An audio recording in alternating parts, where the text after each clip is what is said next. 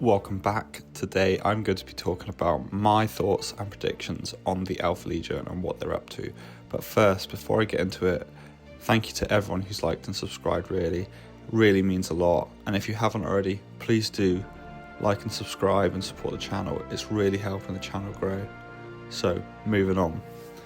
Now, with the Alpha Legion, they have a really convoluted history and lore, and different writers have put different viewpoints out, and I completely get that that's the aim of Black Library and Warhammer as a whole, to leave them sort of in this grey area. But just as a recap, the Alpha Legion threw their lot in with Horus at the start of the Horus Heresy on the urgings of the Cabal, because they believed that the Emperor would prefer that the Imperium would be wiped out within 100 years or so by Horus winning and then Chaos self-imploding. Now, obviously, that was the Cabal just trying to get the human race out of the way, because that's not what the Emperor wanted.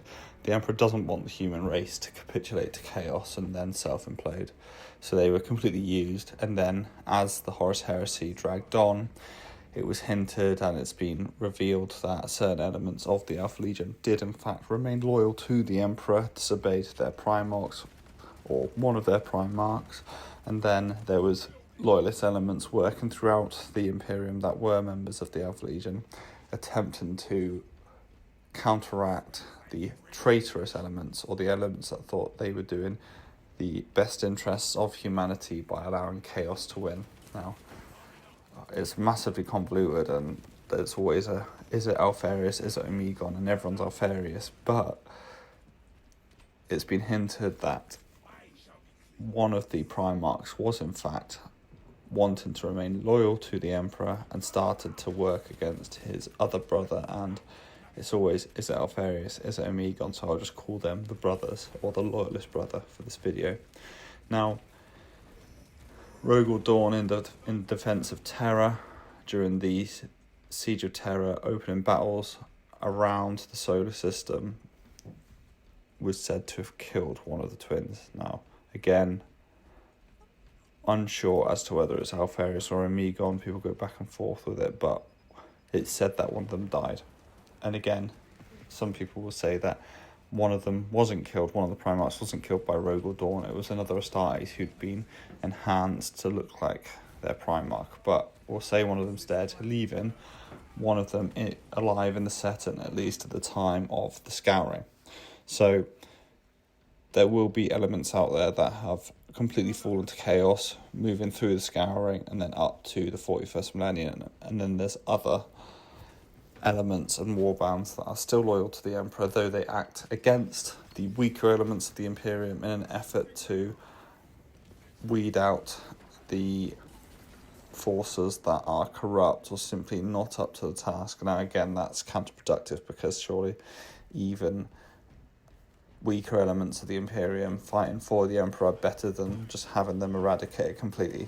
So you can start to see how it's back and forth, and no one really knows what they're doing, and it's sort of like, well, do they even know what they're doing? And most likely no, because with the lore we've been given and the books that have been published, you have warbands who simply utilise Chaos and fight alongside these traitor elements simply to further their own goals, but they aren't falling to Chaos. And you've got fully Chaos warbands.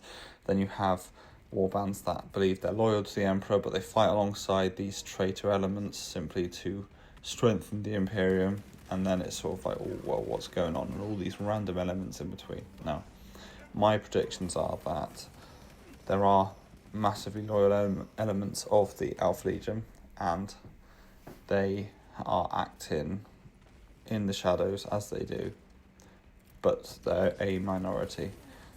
I think that a huge portion of the Alpha Legion naturally have fallen to Chaos over the last 10,000 years.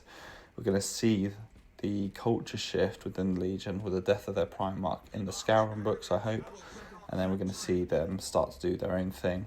The different officers, captains, whatever their command structure is, the equivalent of chapter masters, going out and doing what they want with their Legion elements, because you've got this whole culture in the 41st millennium within the Legion that the Imperium isn't worth the loyalty, but neither's Chaos. So they're sort of like a rogue agent, but all these rogue agents within the setting always tend to just align themselves with the traitors to simply further their own gains, because anyone that isn't in the Imperium is deemed as a traitor, so they can't simply just ally up with loyalist elements. Now, obviously you have the idea of the Siege of Thrax being instigated by the Alpha Legion, and then a lot of people say, well, actually, the Siege of Thrax ended up strengthening the Imperium and then progressing it forward in that sense and weeding out weakness. So you could say that the Alpha Legion elements on that planet were actually acting in the Imperium's best interest, which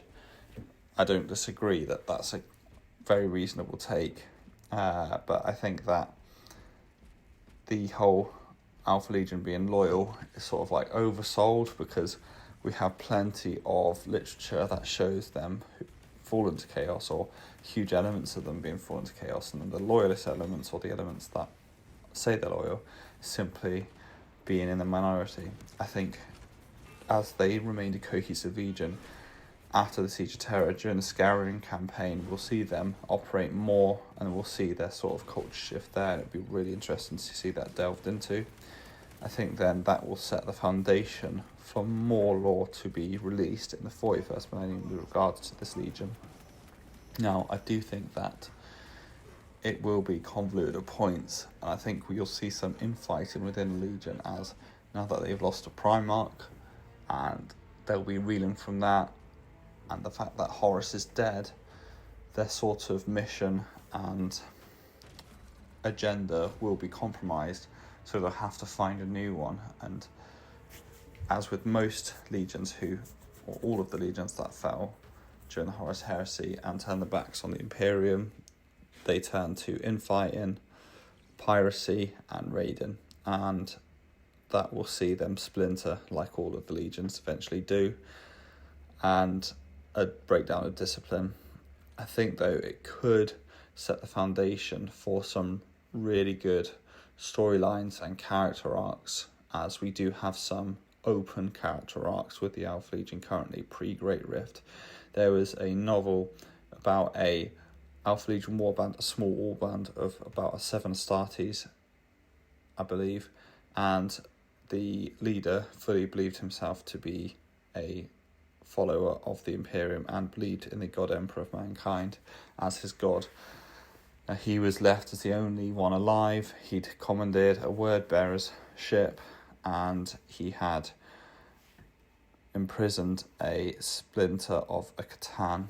Now, that's sort of been left open for years, and no one really knows if we're going to see a culmination of that storyline or if it being furthered at all, but it would be really good to sort of see this fully loyalist Space Marine who sort of acts in the shadows and removes the weaker elements of the Imperium, but also counteracts the elements of chaos, getting some limelight again, and then seeing what happens in this post-Great Rift Warhammer setting, or Warhammer 40,000 setting, where anything can really happen, because these Alpha Legion operatives are fully capable of embedding themselves within certain elements of Imperial society and masquerading as members of Loyalist chapters, and with a huge amount of Loyalist chapters being shattered and destroyed in some parts during the Great Rift, then they can simply masquerade as these dead Space Marines and then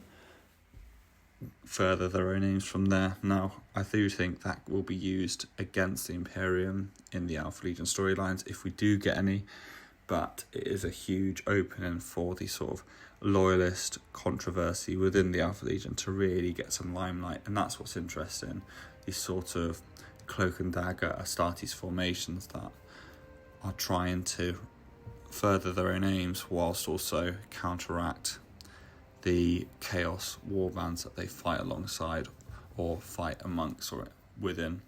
So it'd be really interesting to see that further, but let me know what you think in the comments below. Please like and subscribe, it's really helping the channel grow, and I'll see you in the next one.